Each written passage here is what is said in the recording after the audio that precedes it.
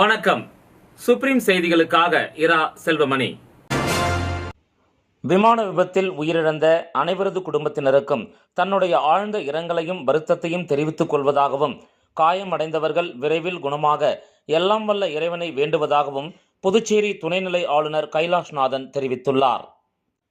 புதுச்சேரி துணைநிலை ஆளுநர் மாளிகை வெளியிட்டுள்ள பத்திரிகை செய்தியில், குஜராத் மாநிலம் அகமதாபாத்தில் இருந்து 242 பயணிகளுடன் லண்டன் நோக்கி புறப்பட்ட ஏர் இந்தியா பயணிகள் விமானம் கட்டுப்பாட்டை இழந்து விபத்துக்கு உள்ளாகியதில் பலர் உயிரிழந்து இருப்பதாகவும் பலர் காயமடைந்து இருப்பதாகவும் வரும் செய்திகள் மிகுந்த வருத்தத்தையும் வேதனையையும் அளிக்கின்றன என்றும், விபத்தில் உயிரிழந்த அனைவரது குடும்பத்தினருக்கும் தன்னுடைய ஆழ்ந்த இரங்கலையும் வருத்தத்தையும் தெரிவித்துக் கொள்வதாகவும், காயமடைந்தவர்கள் விரைவில் குணமாக எல்லாம் வல்ல இறைவனை வேண்டுவதாகவும் அச்செய்தி குறிப்பில் கூறப்பட்டுள்ளன. புதுச்சேரி பிள்ளைச்சாவடி ஸ்ரீ தர்மராஜா உடனுரை அருள்மிகு திரௌபதி அம்மன் ஆலய 136வது ஆண்டு தேரோட்டத்தை நூற்றுக்கணக்கான மக்கள் வடம் பிடித்து இழுத்தனர். புதுச்சேரியை அடுத்த பிள்ளைச்சாவடி ஸ்ரீ தர்மராஜர் உடனுரை ஸ்ரீ திரௌபதி அம்மன் ஆலய 136வது பிரம்மோற்சவ விழா கடந்த 25ஆம் தேதி விநாயகர் பூஜை மற்றும் கொடியேற்றத்துடன் தொடங்கியது. தொடர்ந்து பக்காசூரன் வதம், திருக்கல்யாணம் மற்றும் அம்மனுக்கு பல்வேறு அபிஷேக ஆராதனைகள் நடைபெற்றது. 6வது நாள் உற்சவமான இன்று திரௌபதி அம்மனின் திருத்தேரோட்டம் நடைபெற்றது. கோயில் வளாகத்தில் அலங்கரிக்கப்பட்ட தேரில் புறப்பட்ட திரௌபதி அம்மன் பக்தர்களுக்கு அருள்பாலிக்க நூற்றுக்கணக்கான மக்களை தேரை வடம் பிடித்து இழுத்தனர். தேரானது முக்கிய வீதிகள் வழியாக உலா வந்து மீண்டும் கோயில் பிரகாரத்தை வந்தடைந்தது. தேரோட்டத்திற்கான ஏற்பாடுகளை ஆலய நிர்வாகிகள், ஊர் பொதுமக்கள், இளைஞர்கள் செய்திருந்தனர். இத்தேரோட்டத்தில் தொகுதி சட்டமன்ற உறுப்பினர் கல்யாண சுந்தரம், முன்னாள் அமைச்சர் ஷாஜகான், என்ஆர் காங்கிரஸ் பிரமுகர்கள் செந்தில், நாராயணசாமி மற்றும் ஊர் முக்கிய நிர்வாகிகள், ஆலய நிர்வாகிகள் கலந்து கொண்டனர்.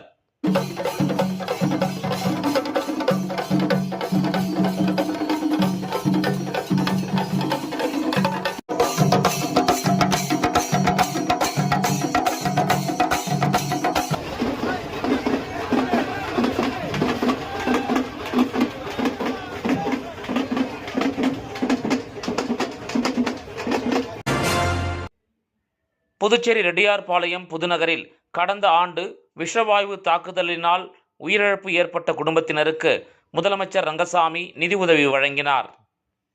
புதுச்சேரி ரெட்டியார்பாளையம் புதுநகரில் கடந்த ஆண்டு 11/6/2024 அன்று ஏற்பட்ட விஷவாயு தாக்குதலினால் 3 பேர் உயிரிழந்தனர்.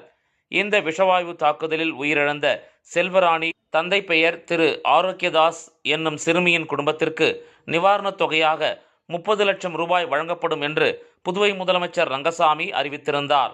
அதன்படி உயிரிழந்த சிறுமி செல்வராணியின் அண்ணன் திரு அந்தோனி ஜார்ஜ் அவர்கள் தனது பாட்டி மலர்விழியுடன் வந்து முதல் தவணையாக முதலமைச்சரின் நிவாரணத் தொகையிலிருந்து 10 லட்சம் ரூபாய்க்கான காசோலையை முதலமைச்சர் ரங்கசாமியிடமிருந்து பெற்றுக்கொண்டனர். இந்த நிகழ்ச்சியின் போது சட்டப்பேரவைத் தலைவர் செல்வம், அரசு கொறடா ஆறுமுகம் என்கிற ஏகேடி, சட்டமன்ற உறுப்பினர் சிவசங்கர் ஆகியோர் உடனிருந்தனர்.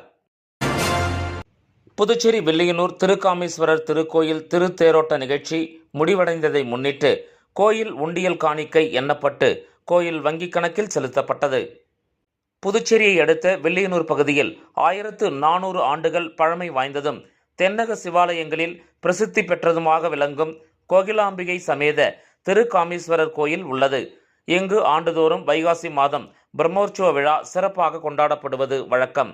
அதன்படி இந்த ஆண்டு பிரம்மோற்சவ விழா கடந்த 31ஆம் தேதி கொடியேற்றத்துடன் துவங்கியது. இவ்விழா வரும் 12ஆம் தேதி வரை நடைபெற்றது. இவ்விழாவில் தினமும் சிறப்பு அபிஷேக ஆராதனையும் சாமி வீதி உலாவும் நடைபெற்றது. பிரம்மோற்சவத்தின் முக்கிய நிகழ்வான திருத்தேரோட்டம் வெகு விமரிசையாக நடைபெற்றது. தொடர்ந்து விழாவின் முடிவில் இன்று இந்து அறநிலையத்துறை அலுவலர் முன்னிலையில் வாலண்டியர்ஸ், பள்ளி மாணவர்கள் மற்றும் கோயில் ஊழியர்கள் மூலமாக கோயில் உண்டியல் காணிக்கை எண்ணப்பட்டு திருக்கோயில் வங்கிக் கணக்கில் செலுத்தப்பட்டது. புதுச்சேரியில் அறிவிக்கப்பட்ட மீன்பிடி தடைக்காலம் முடிவடைந்ததை ஒட்டி தேங்காய்த்திட்டு மீன்பிடி துறைமுகத்தில் மீன்பிடி தொழிலுக்கு செல்ல விசைப்படகுகளுக்கு வழியனுப்பும் நிகழ்ச்சி இன்று நடைபெற்றது. இந்த வழியனுப்பு நிகழ்ச்சியில் முதலமைச்சர் ரங்கசாமி முன்னிலையில் மீன்பிடி தொழிலுக்கு செல்ல உள்ள விசைப்படகுகளுக்கு சிறப்பு பூஜைகள் செய்யப்பட்டது.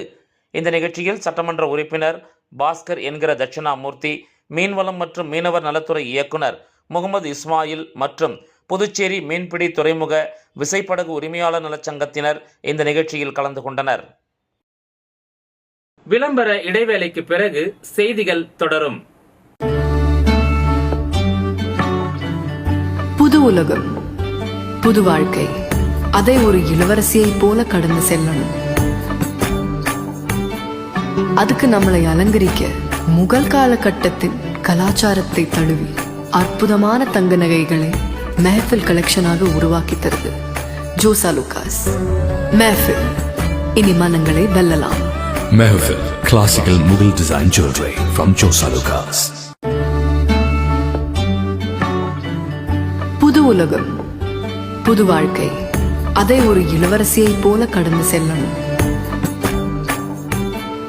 அதுக்கு நம்மளை அலங்கரிக்க முகல் காலகட்டத்தின் கலாச்சாரத்தை தழுவி அற்புதமான தங்க நகைகளை மெஹஃபில் கலெக்ஷனாக உருவாக்கி தருது ஜோசா லூகாஸ். மெஹஃபில், இனி மனங்களை வெல்லலாம். Mehfil, classical Mughal design jewelry from Josa Lucas. வெற்றியை தாரக மந்திரமாக கொண்டு இன்றைய மாணவர்களை நாளைய வல்லுநர்களாக உருவாக்கி கொண்டிருக்கும் சௌமியா பாராமெடிக்கல் இன்ஸ்டிடியூட். மருத்துவம் சார்ந்த வேலை வாய்ப்பு கல்விகள். NEET repeated courses for all batches. Admissions going on.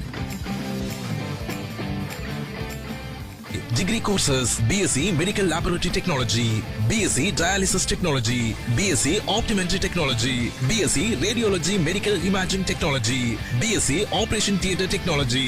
Diploma courses later entry மூலம் direct second year. Uniform, record, lab coat முற்றிலும் இலவசம். படிக்கும் போதே பகுதி நேர வேலை வாய்ப்புக்கு உத்தரவாதம். 100% அரசு தர சான்றிதழ் வழங்கப்படும். டிப்ளமோ கோர்சஸ் ஃபீஸ் ரூபாய் 10,000 மட்டுமே.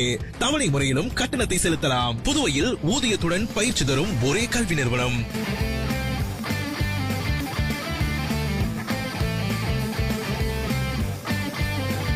நமது Soumya paramedical institute, number 7, Koodapakkam main road, Villianur bypass, Puducherry. For contact 8220931846.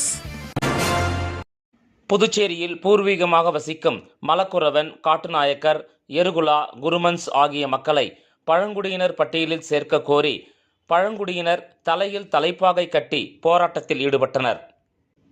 புதுச்சேரியில் பூர்வீகமாக வசிக்கும் மலக்குரவன், காட்டுநாயக்கர், எருகுலா, குருமன்ஸ் ஆகிய மக்களை பழங்குடியினர் பட்டியலில் சேர்க்க கோரி கடந்த 44 ஆண்டுகளாக பழங்குடியின மக்கள் போராடி வருகின்றனர். ஒவ்வொரு முறையும் கோப்பு மத்திய அரசுக்கு அனுப்பப்படுவதாக புதுச்சேரி அரசு கூறி வருகிறது. இந்த நிலையில் இன்று அண்ணா சிலை அருகே பழங்குடியினர் தலைப்பாய் கட்டி கவனஈர்ப்பு ஆர்ப்பாட்டத்தில் ஈடுபட்டனர். ஆர்ப்பாட்டத்துக்கு மாநில பழங்குடி மக்கள் கூட்டமைப்பு தலைவர் ராம்குமார், மலக்குரவன் நல்வாழ்வு சங்க தலைவர் செல்வராஜ், பழங்குடியினர் விடுதலை இயக்க மாநில செயலாளர் ஏகாம்பரம் மற்றும் பல்வேறு சமூக நல அமைப்புகளைச் சேர்ந்தவர்கள் கலந்து கொண்டனர். புதுச்சேரியில் பூர்வகுடிகளாக இருக்கும் மலக்குரவன், காட்டுநாயக்கன், எருகுலா, குருமன்ஸ் ஆகிய பழங்குடியின மக்களை மத்திய அரசு அட்டவணை பழங்குடியினர் பட்டியலில் உடனடியாக சேர்க்க வேண்டும் என வலியுறுத்தி அனைவரும் தலைப்பாய் கட்டி கவனஈர்ப்பு ஆர்ப்பாட்டத்தில் ஈடுபட்டனர். இனியும் நாங்கள் ஆடுகள் அல்ல,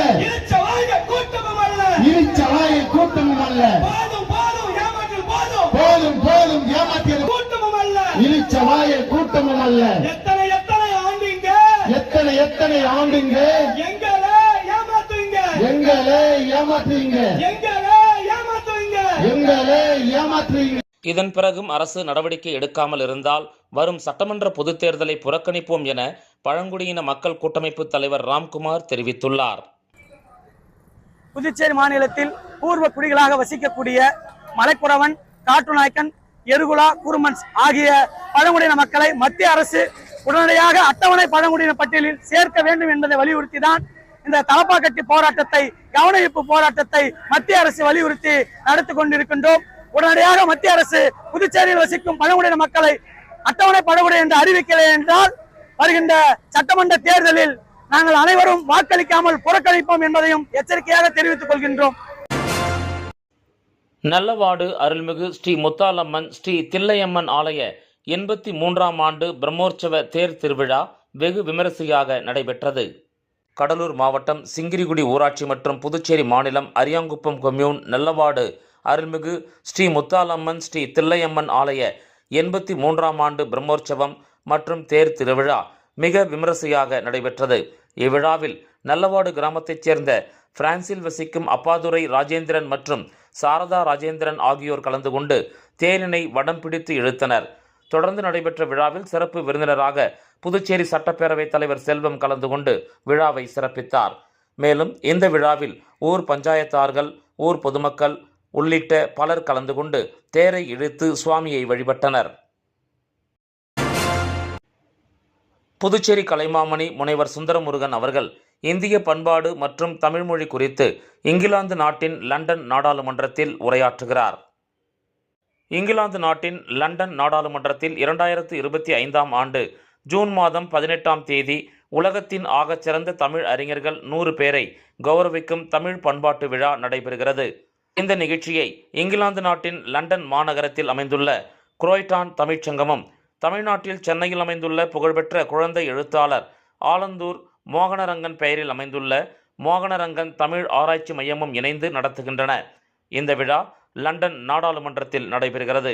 இந்த விழா உலக நாடுகளில் இருந்து 25 நாடுகளின் தமிழ் அறிஞர் பெருமக்கள் கலந்து கொண்டு விழாவை சிறப்பிக்கின்றனர்.